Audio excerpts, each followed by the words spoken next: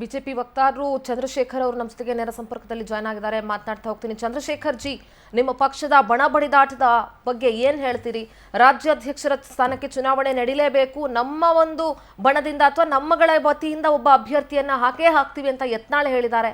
ರಾಧಾ ಮೋಹನ್ ದಾಸ್ ಅಗರ್ವಾಲ್ ಅವರು ಬಂದಿದ್ದಾರೆ. ಒಬ್ಬ ರಾಜ್ಯ ಉಸ್ತುವಾರಿ ಬಂದಾಗ್ಲೂ ಅರ್ಧಕ್ಕರ್ಧ ಜನ ಇವತ್ತು ಆಬ್ಸೆಂಟ್ ಆಗಿದ್ರು. ಏನ್ ಹೇಳ್ತೀರಿ? ನೋಡಿ, ಒಂದು ನಾವು ಚುನಾವಣೆ ಸೋತಿದೀವಿ, ವಿರೋಧ ಪಕ್ಷದಲ್ಲಿ ಇದೀವಿ. ರಾಜ್ಯದ ಪರಿಸ್ಥಿತಿ ನೋಡಿ, ಇಡೀ ರಾಜ್ಯ ನರಕ ಆಗೋಗಿದೆ. ರಾಜ್ಯದ ಪರಿಸ್ಥಿತಿ ಬಿಡಿ, ನಿಮ್ಮ ಪಕ್ಷದ ಪರಿಸ್ಥಿತಿ ಹೇಳಿ. ಮಾತಾಡೋದೆಲ್ಲ ಕೇಳ್ಕೊಂಡಿದ್ದೀನಿ. ಒಂದ್ ನಿಮಿಷ ಸಮಾಧಾನ ಮಾಡ್ಕೊಡಿ, ನಾನು ನಿಮ್ಮ ವಿಷಯಕ್ಕೆ ಬರ್ತೀನಿ, ಆನ್ಸರ್ ಮಾಡ್ತೀನಿ. ಇಡೀ ರಾಜ್ಯ ನರಕ ಆಗೋಗಿದೆ.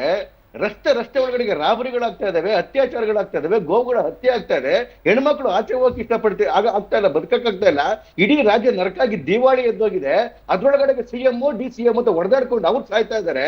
ಅದನ್ನ ನೀವು ಸರ್ಕಾರ ಪ್ರಶ್ನೆ ಮಾಡಿ ಅಂತ ಹೇಳಿದ್ರೆ ನಮ್ಮೆಲ್ಲರೂ 4 ಜನ ಬರ್ಲಿಲ್ವಂತ 5 ಜನ ಬರ್ಲಿಲ್ವಂತ ಹೇಳ್ಕೊಂಡು ಕೂತ್ಕೊಂಡ್ರೆ ಇದು ಅಲ್ಲ. ಏನ್ ಹೇಳಿದ್ರೆ ಇನ್ನೊಂದ್ಸಲಿ ಹೇಳಿ. ಕಮ್ಮಗೇನ್ ಏನ್ ಹೇಳಿದ್ರೆ ಇನ್ನೊಂದ್ಸಲಿ ಹೇಳಿ.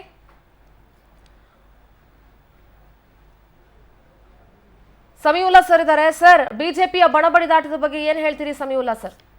ಇವರು ಚಂದ್ರಶೇಖರ್ ಅವರು ಹೇಳ್ತಾ ಇದ್ರು ಆಡಳಿತ ಪಕ್ಷದ್ದೇ ಬೇಕಾದಷ್ಟಿದೆ, ಅದನ್ನ ಪ್ರಶ್ನೆ ಮಾಡೋದ್ ಬಿಟ್ಟು ಬಿಜೆಪಿ ಬಗ್ಗೆ ಮಾತಾಡ್ತಾ ಇದ್ದೀರಲ್ಲ ಅಂತ ಹೇಳಿ. ಅದನ್ನು ಪ್ರಶ್ನೆ ಮಾಡಿದೀವಿ, ವಿಪಕ್ಷವಾಗಿ ಇದ್ಕೊಂಡು ಅವರೇ ಪ್ರಶ್ನೆ ಮಾಡೋ ಹಂತದಲ್ಲಿಲ್ವಲ್ಲ ಸರ್? ಈಗ ರಾಜಕೀಯ ಪಕ್ಷಗಳು ಅವರವರ ಮೂಗಿನ ನೇರಕ್ಕೆ ಅವರವರಿಗೆ ಇಷ್ಟ ಆದದ್ದನ್ನ ಅವರು ಮಾತಾಡ್ಬೇಕು ಅಂತ ಅವ್ರು ಬಯಸ್ತಾರೆ. ಅವ್ರು ಬಯಸಿದ ತಕ್ಷಣ ಅದೊಂದನ್ನೇ ಮಾತಾಡ್ಬೇಕು ಅಂತ ಏನಿಲ್ಲ. ಅವರಿಗೆ ಅನುಕೂಲ ಆಗಿದ್ದನ್ನೇ, ಅಂದ್ರೆ ಅವರು ಬಿಜೆಪಿ ಅಂತಲ್ಲ, ಈವನ್ ಕಾಂಗ್ರೆಸ್ನವ್ರು ಅದನ್ನ ಹೇಳಿದ್ರು ಕೂಡ ನಾವು ಒಪ್ಪೋ ವಿಚಾರ ಅಲ್ಲ. ಇಲ್ಲಿ ಬಿಜೆಪಿಯ ಆಂತರಿಕ ವಿದ್ಯಮಾನಗಳು ಈಗ ಒಂದು ರೀತಿಯಲ್ಲಿ ಈವರೆಗಿನ ಬಣ ಬಡಿದಾಟ ಕ್ಲೈಮ್ಯಾಕ್ಸ್ ಘಟ್ಟಕ್ಕೆ ಬರ್ತಾ ಇದೆ. ಈ ಕ್ಲೈಮ್ಯಾಕ್ಸ್ ಯಾವ ರೀತಿನಲ್ಲಿ ಎಂಡ್ ಆಗುತ್ತೆ ಅನ್ನೋದ್ರ ಮೇಲೆ ಬಿಜೆಪಿಯ ಆಂತರಿಕ ರಾಜಕಾರಣ ತಿರುವನ್ನ ಪಡೆಯುವ ಸಾಧ್ಯತೆ ಹೆಚ್ಚಿದೆ. ಯಾಕೆ ಅಂತಂದ್ರೆ ವಿಜೇಂದ್ರ ಅವರ ಬಣ ಇರ್ಬೋದು, ಯತ್ನಾಳ್ ಅವರ ಬಣ ಇರ್ಬೋದು, ವರಿಷ್ಠರ ವಾರ್ನಿಂಗಿನ ಬಳಿಕ, ನೋಟಿಸಿನ ಬಳಿಕ ಮತ್ತೆ ಬಹಿರಂಗ ಕಾಳಗ ನಡೆಸ್ತಿರೋದು. ಅಂದ್ರೆ ಇಲ್ಲಿವರೆಗೂ ಬರೀ ಸ್ಟೇಟ್ಮೆಂಟ್ ಮಾಡಿದ್ರು, ನೋಟಿಸ್ ಕೊಟ್ಟರೆ ಸುಮ್ನಾಗ್ತಾರೆ ಅಂತ ಎರಡು ಸುಮ್ನಿದ್ರು. ಆದ್ರೆ ನೋಟಿಸಿಗೂ ನಾವು ಸುಮ್ನಾಗಲ್ಲ, ವರಿಷ್ಠರ ಮಾತುಗಳನ್ನೇ ನಾವು ಪ್ರಶ್ನೆ ಮಾಡ್ತೇವೆ ಅನ್ನುವಂತಹ ಸಂದೇಶವನ್ನ ಈ ನಾಯಕರು ರವಾನೆ ಮಾಡ್ತಿದ್ದಾರೆ. ಹೀಗಾಗಿ ಈ ಇಬ್ಬರ ಕದನ, ಎರಡು ಬಣಗಳ ಕದನ ಪ್ಯಾಚ್ ಅಪ್ ಮಾಡಕ್ ಸಾಧ್ಯವಿರುವ ಮಟ್ಟಕ್ಕೆ ಪರಿಸ್ಥಿತಿ ಜಟಿಲ ಆಗಿದೆ. ಸರ್, ನನಗೆ ಎರಡು ಪ್ರಶ್ನೆಗಳಿದೆ ಸರ್. ನೀವು ಹೇಳ್ತಾ ಇದ್ರಿ ಇದು ವರಿಷ್ಠರಿಗೆ ಇವರು ಸಂದೇಶ ಕೊಡೋ ಮಟ್ಟಕ್ಕೆ ಬಂದು ನಿಂತ್ಕೊಂಡಿದ್ದಾರೆ, ಕೊಡ್ತಾ ಇದ್ದಾರೆ ಅಂತ ಹೇಳಿದ್ರಿ. ಸರ್, ಈಗ ಎರಡು ಪ್ರಶ್ನೆಗಳು ಯಾವ್ಯಾವು ಅಂದ್ರೆ, ಒಂದು, ಯತ್ನಾಳ್ ಅಂಡ್ ಟೀಮು ಇಷ್ಟು ಸ್ಟ್ರಾಂಗ್ ಆಗಿ ನಿಂತ್ಕೊಳ್ಬೇಕು, ಬಿಜೆಪಿಯ ಹೈಕಮಾಂಡ್ಗೆನೆ ಸೆಡ್ ಹೊಡೆದು ನಿಲ್ಲುವಂತ ಸ್ಥಾನಕ್ಕೆ ಅವ್ರು ಬಂದಿದ್ದಾರೆ ಅಂತಂದ್ರೆ ಬಿಹೈಂಡ್ ಯಾರ್ದಾದ್ರೂ ಸಪೋರ್ಟ್ ಇದೆಯಾ, ಅಥವಾ ಏನಾದ್ರೂ ವೀಕ್ನೆಸ್, ಅಥವಾ ಇವ್ರದ್ದೇನಾದ್ರೂ ಸ್ಟ್ರೆಂತ್ ಇದೆಯಾ ಅನ್ನುವಂಥದ್ದು ಒಂದು ಪ್ರಶ್ನೆ ಬರುತ್ತೆ. ಆ ಸ್ಟ್ರೆಂತ್ ಅಂತ ಬಂದಾಗ ಜಾತಿ ಅನ್ನೋದು ಒಂದು ದೊಡ್ಡ ಸ್ಟ್ರೆಂತ್ ಆಗುತ್ತೆ. ಈಗ ಯತ್ನಾಳ್ ವಿರುದ್ಧ ಕ್ರಮ ತೆಗೆದುಕೊಂಡ್ರೆ ಪಂಚಮಸಾಲಿ ಸಮುದಾಯದ ಒಂದು ವಿರೋಧವನ್ನ ಬಿಜೆಪಿ ಕಟ್ಕೊಳ್ಬೇಕಾದಂತ ಪರಿಸ್ಥಿತಿ ಬರುತ್ತೆ ಅಂತಾನ? I don't know. ಒಂದು ಇಲ್ಲ, ಮೊದಲನೇ ಪ್ರಶ್ನೆ ತುಂಬಾ ವ್ಯಾಲಿಡ್ ಪ್ರಶ್ನೆ. ಯಾಕೆ ಅಂತಂದ್ರೆ ಯತ್ನಾಳ್ ವಿರುದ್ಧ ಇಷ್ಟು ಬಹಿರಂಗವಾಗಿ ಒಬ್ಬ ಗುಂಪು ನೋಡಿ ಪಕ್ಷದ ಅಧ್ಯಕ್ಷನ ಬಚ್ಚ ಅನ್ನೋದು, ಬಚ್ಚ ಅಂತ ಸಾರ್ವಜನಿಕವಾಗಿ ಮೂದಲಿಸ್ತಾರೆ. ಹೀಗಿದ್ರು ಅವ್ರ ಮೇಲೆ ಆಕ್ಷನ್ ತೆಗೆದುಕೊಳ್ಳದೆ ಇರೋದ್ ನೋಡಿದ್ರೆ ವರಿಷ್ಠರಲ್ಲಿನ ಒಂದು ಬಣ ಅವರ ಬೆಂಬಲಕ್ಕೆ ನಿಂತಿರೋದು ಮೇನ್ ನೋಟಕ್ಕೆ ನಮಗೆ. ಅದು ಯಾವ ಬಣ ಯಡಿಯೂರಪ್ಪ ಅವರ ವಿರುದ್ಧ ದೆಹಲಿನಲ್ಲಿ ಕಾರ್ಯಾಚರಣೆ ನಡೆಸಿತ್ತೋ, ಯಾವ ಬಣ ಯಡಿಯೂರಪ್ಪ ಅವರ ವಿರುದ್ಧ ಇತ್ತೋ, ಅದೇ ಬಣ ಇದೀಗ ವಿಜೇಂದ್ರ ಅವ್ರ ವಿರುದ್ಧನೂ ಇದೆ.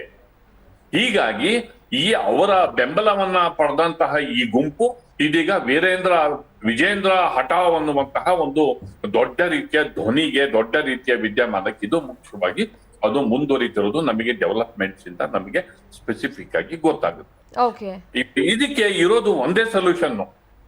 ಈಗ ಪಕ್ಷದ ಹೈಕಮಾಂಡಿಗೂ ಕೂಡ ನಾವು ಹೆದರಲ್ಲ, ಪಕ್ಷದ ಹೈಕಮಾಂಡ್ ಮಾತಿಗೂ ಕೂಡ ನಾವು ಜಗ್ಗಲ್ಲ, ನೋಟಿಸ್ ಕೊಟ್ಟಿದೀವಿ, ನೋಟಿಸ್ ಉತ್ತರ ಕೊಟ್ಟಿದೀವಿ, ಆದ್ರೂ ನಮ್ ಸ್ಟ್ಯಾಂಡ್ ಇದಿದೆ ಅಂತ ಬಹಿರಂಗವಾಗಿ ಒಬ್ಬ ಪಾರ್ಟಿ ಪ್ರೆಸಿಡೆಂಟ್ ಅವರ ವಿರುದ್ಧವೇ ಸಮರವನ್ನ ಸಾರಿರುವಂತಹ ರೀತಿಯನ್ನ ನೋಡಿದ್ರೆ ಆ ಸ್ಥಾನಕ್ಕೆ ಚುನಾವಣೆ ನಡೆಸೋದು ಬಹುಶಃ ಇವತ್ತಿನ ಮೀಟಿಂಗ್ ಇವತ್ತು ಫೆಬ್ರವರಿಲಿ ಮಾಡಬಹುದು ಅನ್ಸುತ್ತೆ ಸರ್.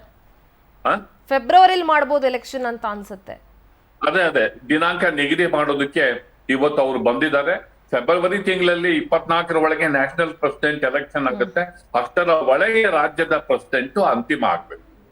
ಈಗ ಕೆಲವು ರಾಜ್ಯಗಳ ಅಧ್ಯಕ್ಷರ ನೇಮಕ ಚುನಾವಣೆಯನ್ನು ಕೂಡ ಮಾಡಿ ಮುಗಿಸಿ ಅನೌನ್ಸ್ಮೆಂಟ್ ಕೂಡ ಆಗಿದೆ. ಹೀಗಾಗಿ ಎಲೆಕ್ಷನ್ಗೆ ಚುನಾವಣೆ ನಿಗದಿ ಆಗುತ್ತೆ. ಚುನಾವಣೆಯಲ್ಲಿ ನಾಮಪತ್ರ ಸಲ್ಲಿಸೋದು, ಉಮೇದುವಾರಿಕೆ ಸಲ್ಲಿಸೋದು, ಆ ಬಣನೂ ಸಲ್ಲಿಸ್ಬೋದು, ಈ ಬಣನೂ ಸಲ್ಲಿಸ್ಬೋದು. ಕಡೆಗೆ ಜಟಾಪಟ್ಟಿನಲ್ಲಿ ಯಾರು ಗೆದ್ಕೋತಾರೋ ಅವರು ಕಡೆಗೆ ಗೆಲ್ತಾರೆ. ಗೆದ್ದವ್ರನ್ನ ಇನ್ನೊಬ್ರು ಪ್ರಶ್ನೆ ಮಾಡಂಗಿಲ್ಲ, ಯಾಕೆಂದ್ರೆ ಅವನು ಚುನಾಯಿತ ಅಧ್ಯಕ್ಷ ಆಗಿರ್ತಾನೆ. ಈಗ ಇವ್ರನ್ನ ನಾಮಿನೇಟ್ ಮಾಡಿದ್ರಿ, ಚುನಾಯಿತ ಅಲ್ಲ, ತಾತ್ಕಾಲಿಕ ಹಂಗಾಮಿ ಅಧ್ಯಕ್ಷ ಅನ್ನುವಂತಹ ಆರೋಪ ಮೇಲೆ ಇರೋದ್ರಿಂದ ಆ ಒಂದು ಗೊಂದಲಕ್ಕೆ ತೆರೆ ಹಾಕ್ಬೇಕಾದ್ರೆ ಚುನಾವಣೆ ನಡೆದೇ ರೈಟ್ ಸರ್, ನಾನು ಮತ್ತೆ ನಿಮ್ಮ ಹತ್ರ ಮಾತಾಡ್ತೀನಿ Samiulla sir. I speak to you. ನಮ್ಮ ಪ್ರತಿನಿಧಿ ರಾಘವೇಂದ್ರ ಈಗ ನೇರ ಸಂಪರ್ಕದಲ್ಲಿ ಜಾಯ್ನ್ ಆಗ್ತಾರೆ. ರಾಘವೇಂದ್ರ, ಸದ್ಯ ಸಭೆ ಮುಗಿದಿದ್ರೆ ಏನೆಲ್ಲ ಆಯ್ತು ಇವತ್ತಿನ ಸಭೆಯಲ್ಲಿ? ರಾಧಾ ಮೋಹನ್ ದಾಸ್ ಅಗರ್ವಾಲ್ ನೇತೃತ್ವದಲ್ಲಿ ಸಭೆ ಆಯ್ತು, ಮ್ಯಾರಥಾನ್ ಸಭೆ ಆಯ್ತು ಬಿಜೆಪಿ ಕಚೇರಿಯಲ್ಲಿ. ಸಭೆಯ ಹೈಲೈಟ್ಸ್ ರಾಘವೇಂದ್ರ. ಸಿಂಧೂರ, ಪ್ರಮುಖವಾಗಿ ಇವತ್ತಿನ ಸಭೆ ಏನು ಬಿಜೆಪಿಯಲ್ಲಿ ನಡೀತಾ ಇರ್ತಕ್ಕಂತಹ ಆಂತರಿಕ ಕಲಹದ ಬಗ್ಗೆ ಅಂತಾನೆ ಹೇಳ್ಬೋದು. ಯಾಕಂದ್ರೆ ಬಿಜೆಪಿಯಲ್ಲಿ ಇರ್ತಕ್ಕಂತಹ ಆಂತರಿಕ ಕಲಹ ಏನಿದೆ ಅದು ಕಾಂಗ್ರೆಸ್ ವಿರುದ್ಧ ಎಷ್ಟೇ ಅಸ್ತ್ರಗಳು ಸಹ ಸಿಕ್ಕಿದ್ರು ಸಹ ನೀರಿನಲ್ಲಿ ಹುಣಸೆ ಹಣ್ಣನ್ನ ತೊಯ್ದಂತೆ ಬಿಜೆಪಿಗೆ ಆಗ್ತಾ ಇರ್ತಕ್ಕಂಥದ್ದು. ಈ ನಿಟ್ಟಿನಲ್ಲಿ ಇದಕ್ಕೆ ಒಂದು ಅಂತ್ಯವನ್ನ ಆಡ್ಬೇಕಂತ ಹೇಳ್ಬಿಟ್ಟು ಸ್ವತಃ ಖುದ್ದಾಗಿ ಇದೀಗ ಹೈಕಮಾಂಡ್ ಎಂಟ್ರಿ ಆಗಿರ್ತಕ್ಕಂಥದ್ದು. ಹೈಕಮಾಂಡ್ನ ರಾಯಭಾರಿಯಾಗಿ ರಾಜ್ಯದ ಬಿಜೆಪಿ ಉಸ್ತುವಾರಿ ಆಗಿರ್ತಕ್ಕಂಥ ರಾಧಾ ಮೋಹನ್ ದಾಸ್ ಅವರನ್ನ ರಾಜ್ಯಕ್ಕೆ ಕಳಿಸಿತ್ತು. ಹೀಗಾಗಿ ಕೆಲವೊಂದಿಷ್ಟು ಶಾಸಕರು, ಕೆಲವೊಂದಿಷ್ಟು ಪರಿಷತ್ ಸದಸ್ಯರು, ಹಾಗೆ ಕೆಲವೊಂದಿಷ್ಟು ಸಂಸದರನ್ನ ಕರೆದು ಇದೀಗ ರಾಧಾ ಮೋಹನ್ ದಾಸ್ ಅವರು 1-to-1 ಮಾತುಕತೆಯನ್ನು ನಡೆಸಿರ್ತಕ್ಕಂಥದ್ದು. ಈಗ 20ಕ್ಕೂ ಹೆಚ್ಚು ಮಂದಿ ಶಾಸಕರು ಬಂದಿದ್ರು, 10ಕ್ಕೂ ಹೆಚ್ಚು ಮಂದಿ ಪರಿಷತ್ ಸದಸ್ಯರು ಬಂದಿದ್ರು, ಹಾಗೆ 2 ಎಂಪಿಗಳು ಬಂದಿದ್ರು. ಒಬ್ಬೊಬ್ಬರನ್ನು ಸಹ ಪ್ರತ್ಯೇಕವಾಗಿ ರಾಧಾ ಮೋಹನ್ ದಾಸ್ ಅವರು ಕರೆದು ಮಾತನಾಡಿದ್ದಾರೆ. ರಾಜ್ಯದಲ್ಲಿ ಆಗ್ತಾ ಇರ್ತಕ್ಕಂತಹ ಸರ್ಕಾರದ ಬೆಳವಣಿಗೆಗಳ ಬಗ್ಗೆ ಮತ್ತೆ ಪಕ್ಷದಲ್ಲಿ ನಡೀತಾ ಇರ್ತಕ್ಕಂತಹ ಆಂತರಿಕ ಫೈಟ್ ಬಗ್ಗೆನೂ ಸಹ ಮಾಹಿತಿಯನ್ನು ತೆಗೆದುಕೊಂಡಿದ್ದಾರೆ. ಅದರಲ್ಲಿ ಪ್ರಮುಖವಾಗಿ ಏನೋ ಇವತ್ತು ಯಾರು ಸಹ ಏನೋ ಭಿನ್ನರು ಬರೋದಿಲ್ಲ ಸಭೆಗೆ ಅಂತಲೂ ಸಹ ಹೇಳಲಾಗ್ತಾಯಿತ್ತು. ಆದರೆ ಭಿನ್ನರ ಗುಂಪಿನಲ್ಲಿ ಗುರುತಿಸಿಕೊಂಡಂತಹ ಏಕೈಕ ವ್ಯಕ್ತಿ ಬಿ.ಪಿ. ಹರೀಶ್ ಅವರು ಇವತ್ತಿನ ಸಭೆಗೆ ಹಾಜರಾಗಿದ್ದು, ಸಭೆಗೆ ಬಂದಂತಹ ಸಂದರ್ಭದಲ್ಲಿ ಅವರು ನೇರವಾಗಿ ರಾಧಾ ಮೋಹನ್ ದಾಸ್ ಅವರ ಬಳಿ ಬೇಡಿಕೆಯನ್ನು ಇಟ್ಟಿರ್ತಕ್ಕಂಥದ್ದು ರಾಜ್ಯಾಧ್ಯಕ್ಷ ವಿಜೇಂದ್ರ ಅವರನ್ನ ಬದಲಾವಣೆ ಮಾಡಲೇಬೇಕಂತ ಹೇಳ್ಬಿಟ್ಟು. ಯಾಕಂದ್ರೆ ಅಲ್ಲಿನ ದಾವಣಗೆರೆಯಲ್ಲಿ ಸೋಲಿಗೆ ಕಾರಣವಾಗಿರ್ತಕ್ಕಂಥವ್ರು ನೇರವಾಗಿ ಯಡಿಯೂರಪ್ಪ ಮತ್ತೆ ಯಡಿಯೂರಪ್ಪನ ಮಕ್ಕಳು. ಈ ನಿಟ್ಟಿನಲ್ಲಿ ಅಲ್ಲಿನ ಸ್ಥಳೀಯ ಮಾಜಿ ಶಾಸಕರಾಗಿರ್ತಕ್ಕಂಥ ರೇಣುಕಾಚಾರ್ಯರನ್ನು ಸೇರಿಸಿಕೊಂಡು ಅವರು ಸಾಕಷ್ಟು ರಾಜಕೀಯವನ್ನು ಮಾಡಿದ್ದಾರೆ. ಈಗ ಸದ್ಯಕ್ಕೆ ಇರ್ತಕ್ಕಂತಹ ಕಾಂಗ್ರೆಸ್ನ ಮಂತ್ರಿಯ ಜೊತೆಗೆ ಕೈ ಜೋಡಿಸಿ ನಮ್ಮನ್ನ ಸೋಲಿಸಿದ್ದಾರೆ. ಅಲ್ಲಿ ಕೆಲವೊಂದಿಷ್ಟು ಮಂದಿಯನ್ನ, ನಮ್ಮ ಪಕ್ಷದವರನ್ನ, ಪಕ್ಷಕ್ಕೆ ದ್ರೋಹ ಮಾಡಿದಂಥವ್ರಿಗೆ ಯಾವುದೇ ಕಾರಣಕ್ಕೂ ಸಹ ಅವಕಾಶವನ್ನು ಕೊಡಬೇಡುವಂತ ನಿಟ್ಟಿನಲ್ಲಿ ಅವರು ತಮ್ಮ ಬೇಡಿಕೆಯನ್ನು ಇಟ್ಟಿದ್ದಾರೆ. ಅದನ್ನು ಹೊರತುಪಡಿಸಿದೆ ಬಹುತೇಕ ಮಂದಿ ವಿಜೇಂದ್ರ ಅವರ ಪರನೇ ಬ್ಯಾಟಿಂಗ್ ಅನ್ನ ಮಾಡಿರ್ತಕ್ಕಂಥದ್ದು ಅಂತಲೂ ಸಹ ಬಿಜೆಪಿ ಆಪ್ತ ಮೂಲಗಳು ಹೇಳ್ತಾ ಇರ್ತಕ್ಕಂಥದ್ದು. ಹೀಗಾಗಿ ಏನು ಸುಮಾರು 50ಕ್ಕೂ ಹೆಚ್ಚು ಮಂದಿ ನಾಯಕರು ಬಂದಿದ್ರು, ಬಹುತೇಕರು ಸಹ ವಿಜೇಂದ್ರ ಪರನೇ ಹೇಳ್ತಕ್ಕಂಥ. ಆದರೆ ಇಲ್ಲಿ ಒಂದು ಇಂಟ್ರೆಸ್ಟಿಂಗ್ ವಿಷಯ ಏನಂದ್ರೆ, ಯಾಕಂದ್ರೆ ಭಿನ್ನಮತಿಯಲ್ಲಿ ಗುರುತಿಸಿಕೊಂಡಿರ್ತಕ್ಕಂಥವ್ರು ಯತ್ನಾಳು, ರಮೇಶ್ ಜಾರಕಿಹೊಳಿ, ಹಿಂಗೆ ಅನೇಕ ಮಂದಿ ಸಹ ಇವತ್ತಿನ ಸಭೆಗೆ ಬಂದಿಲ್ಲ.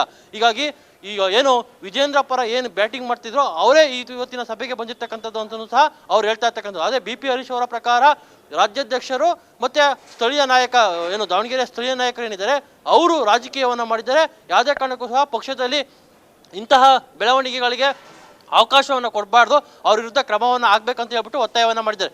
ಉಳಿದಂತೆ ಯಾವುದೇ ಕಾರಣಕ್ಕೂ ಸಹ ಕಾಂಗ್ರೆಸ್ ವಿರುದ್ಧ ಸಿಕ್ಕಿರ್ತಕ್ಕಂಥ ಅಸ್ತ್ರಗಳನ್ನು ನಾವು ವೇಸ್ಟ್ ಮಾಡಬಾರ್ದು. ಆ ನಿಟ್ಟಿನಲ್ಲಿ ಅವನ್ನು ಕಾರ್ಯಗತಗೊಳಿಸ್ಬೇಕಂದ್ರೆ ಎಲ್ಲರೂ ಸಹ ಒಟ್ಟಾಗಿ ಹೋಗಬೇಕು. ಹೀಗಾಗಿ ಇದಕ್ಕೆ ಒಂದು ಮದ್ದನ್ನು ಅರಿಲೇಬೇಕಂತ ಹೇಳ್ಬಿಟ್ಟು ಹೈಕಮಾಂಡ್ ಡಿಸೈಡ್ ಮಾಡಿರ್ತಕ್ಕಂಥದ್ದು.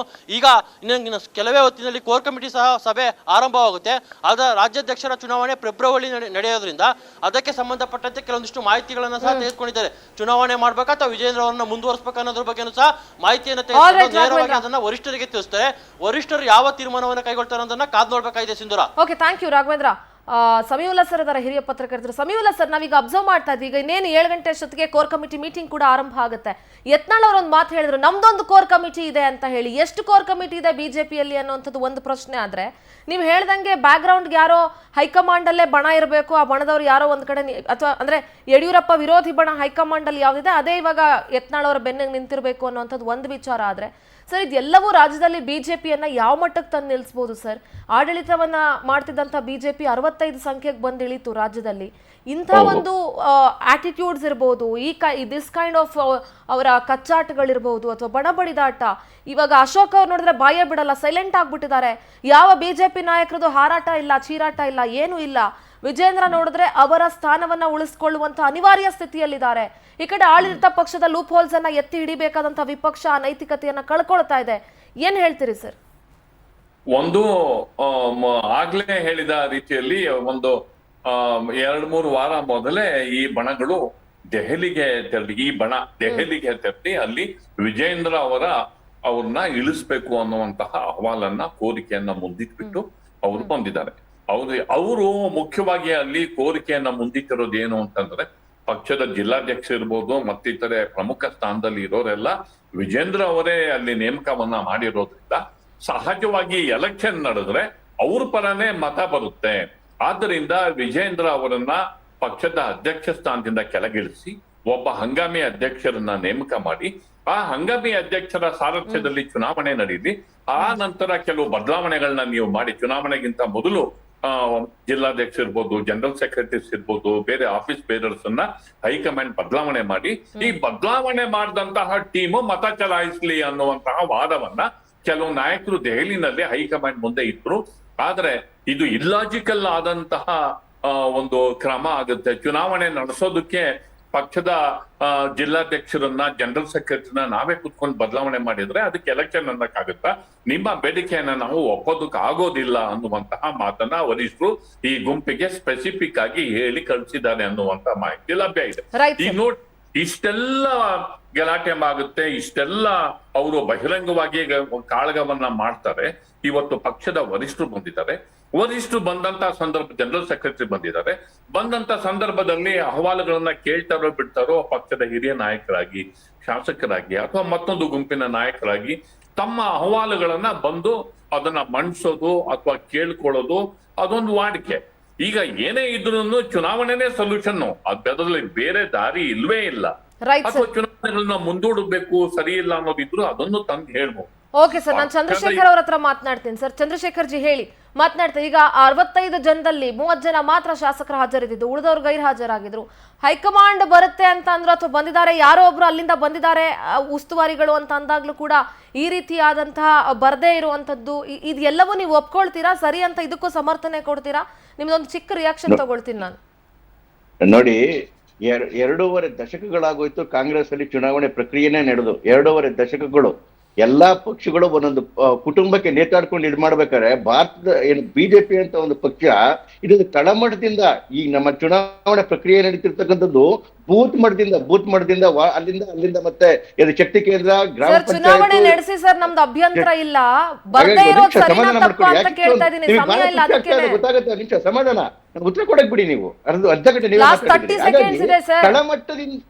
ತಳಮಟ್ಟದಿಂದ ಇವತ್ತು ಚುನಾವಣೆ ಪ್ರಕ್ರಿಯೆಗಳು ನಡ್ಕೊಂಡ್ ಬರ್ತಾ ಇದಾವೆ. ಇದಕ್ಕೆ ಖುಷಿ ಪಡೋದು ಬಿಟ್ಬಿಟ್ಟು ಯಾವ್ದೋ ಒಂದು ಸಣ್ಣ ವಿಷಯ ಇಟ್ಕೊಂಡು ಅವ್ರ್ಯಾರೋ ಬಂದಿಲ್ವಂತೆ ಇವ್ರ್ಯಾರೋ ಬಂದಿಲ್ವಂತೆ. ಖುಷಿ ನೀವು ಪಡಿ ಸರ್, ನಮ್ಗೆ ಯಾಕೆ ಖುಷಿ ಪಡ್ಬೇಕು? ನಾವ್ ಯಾಕೆ ಖುಷಿ ಪಡ್ಬೇಕು? ಇದಕ್ಕೆ ಖುಷಿ ನೀವು ಪಡಿ, ನಮ್ಗೇನ್ ಖುಷಿ ಆಗಲ್ಲ. ನೀವು 10 ಜನ ಬಂದಿಲ್ಲ ಅಂದ್ರೂ ಖುಷಿ ಇಲ್ಲ, ಫುಲ್ 65 ಮೆಂಬರ್ಸ್ ಆಬ್ಸೆನ್ಸ್ ಪ್ರೆಸೆಂಟ್ ಇದ್ರು ಖುಷಿ ಇಲ್ಲ, ಆಬ್ಸೆನ್ಸ್ ಇದ್ರು ಖುಷಿ ಇಲ್ಲ ನಮ್ಗೆ. It is left to you, your party. But being a responsible journalist, ಇದು ನಮ್ಮ ಪ್ರಶ್ನೆ ಮಾಡುವಂತದ್ದು ನಮ್ಮ ರೈಟ್ಸ್ ನ ಪ್ರಶ್ನೆ ಮಾಡ್ತಾ ಇದೀವಿ. ಖುಷಿ ನೀವು ಪಡಿ, ನಮ್ಗೇನ್ ಬೇಜಾರಿಲ್ಲ ಸರ್. ನಾನು ನೀವು ಖುಷಿ ಅಂತ ಹೇಳ್ತಿರೋದು ಇಲ್ದಿರೋ ವಿಷಯಗಳಲ್ಲಿ ಕಾಂಟ್ರವರ್ಸಿ ಕ್ರಿಯೇಟ್ ಮಾಡಿ ನಮ್ಗೇನ್ ಸಿಗುತ್ತೆ ಸರ್? ಅವಶ್ಯಕತೆನೇ ಇಲ್ಲ, ನಮ್ಗೆ ಅವಶ್ಯಕತೆನೇ ಇಲ್ಲ. ಪಬ್ಲಿಸಿಟಿ ತಗೊಳ್ತಾ ಇರೋದು ರಾಜಕಾರಣಿಗಳು, ಪಬ್ಲಿಸಿಟಿ ಕೊಡಕ್ಕೂ ಮೀಡಿಯಾದವ್ರು ಬೇಕು. ನಮ್ಗೇನ್ ಅವಶ್ಯಕತೆ ಇದೆ ಸರ್ ನಿಮ್ಗೆ ಕಾಂಟ್ರವರ್ಸಿ ಮಾಡ್ಕೊಂಡು ಕುತ್ಕೊಳಕ್ಕೆ? ಏನ್ ಟೈಮ್ ಪಾಸ್ ಅಂತ ಅಂದ್ಕೊಂಡಿದ್ದೀರಾ? ರಾಜ್ಯ ನರಕ ಎದ್ದೋಗಿದೆ, ಇಡೀ ರಾಜ್ಯ ನರಕ ಹೋಗಿದೆ. ಹೆಣ್ಮಕ್ಳು ಪ್ರಶ್ನೆ ಮಾಡಿ, ನೀವು ವಿಪಕ್ಷದಲ್ಲಿ ಕುತ್ಕೊಂಡಿದ್ದೀರಲ್ಲ, ವಿಪಕ್ಷದಲ್ಲಿ ಕುತ್ಕೊಂಡಿದ್ದೀರಾ, ಪ್ರಶ್ನೆ ಮಾಡಿ ಸರ್. ನೀವು ಪ್ರಶ್ನೆ ಮಾಡಿ, ನೀವೇ ಕಚ್ಚಾಡ್ಕೊಳ್ತಾ ಇದೀರಿ, ನಿಮ್ಮ ಪಕ್ಷದಲ್ಲೇ ಜಗಳ ಆಡ್ಕೊಳ್ತಾ ಇದೀರಿ, ನಿಮ್ಮ ಪಕ್ಷದಲ್ಲೇ ಹೊಂದಾಣಿಕೆ ಇಲ್ಲ. ಮಾಧ್ಯಮಗಳ ಜವಾಬ್ದಾರಿ ಏನು ಅಂತ ತಿಳಿಸ್ಕೊಡ್ಲಿಕ್ಕೆ ಬರ್ತೀರಾ? ಉತ್ತರ ಕೇಳಕ್ ಬಿಡ್ರಿ. ನೀವೇ ಪರ ಮಾತಾಡ್ತೀರಿ, ಮತ್ತೆ ಯಾಕೆ ಆಂಕರ್ಗಳು ಕರಿತೀರಿ? ಮಾತಾಡ್ಕೊಂಬಿಡಿ ನೀವೇನೇ. ನೀವು ಮಾತಾಡಿ ಸರ್, ನಿಮ್ ಪಕ್ಷದ ಮಾತಾಡಿ ಅಂತಂದ್ರೆ ನೀವು ಬೇರೆ ಪಕ್ಷದ ನೀವೇ ಮಾತಾಡ್ಬೇಕಾದ್ರೆ ನಾನೇನ್ ಹೇಳಕ್ಕಾಗತ್ತೆ? ನಾವು ಜವಾಬ್ದಾರಿ ನಿಮ್ ಪಕ್ಷದೇ ಮಾತಾಡಿ ಅಂತ ಹೇಳಿದ್ದು, ಟೈಮ್ ಪಾಸ್ ಏನು ಕೂತ್ಕೊಂಡಿಲ್ಲ ಇಲ್ಲಿ. ನೀವು ಮುಗಿದ್ಮೇಲೆ ಹೇಳಿ ಮೇಡಮ್, ಆಮೇಲೆ ನಾನು ಮಾತಾಡ್ತೀನಿ. ರೈಟ್ ಸರ್, ಮಾತಾಡಿ.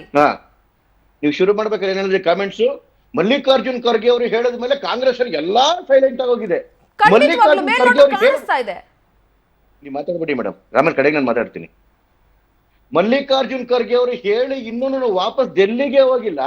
ಅಷ್ಟೊಳಗಡೆ ಅವ್ರ ಮಗನೇ ಹೇಳಿದ್ರು ಸಿದ್ದರಾಮಯ್ಯನ ನೇತೃತ್ವದಲ್ಲೇ ನಾವು ಹೋಗ್ತೀವಿ, ಸಿದ್ದರಾಮಯ್ಯನ ಮುಖ್ಯಮಂತ್ರಿ ಆಗಿರ್ತಾರೆ ಅಂತೇಳಿ. ಅದಾಗಿಲ್ಲ 2 ಗಂಟೆ ಆಗಿಲ್ಲ, ಪರಮೇಶ್ವರ್ ಅವರು ಹೇಳಿದ್ರು ನಾನು ಇದೇ ಸ್ಥಾನದಲ್ಲಿ ಇದ್ದಾಗ ನನ್ಗೆ ಅಧ್ಯಕ್ಷತೆ ಮಂತ್ರಿತ್ವ ಆಗೋಬೇಕಾದ್ರೆ ನಾನು ಮಂತ್ರಿಗಿರಿಯನ್ನು ಬಿಟ್ಬಿಟ್ಟು ಅಧ್ಯಕ್ಷನಾಗಿದೆ ಅಂತೇಳಿ. ಯಾವಾಗ?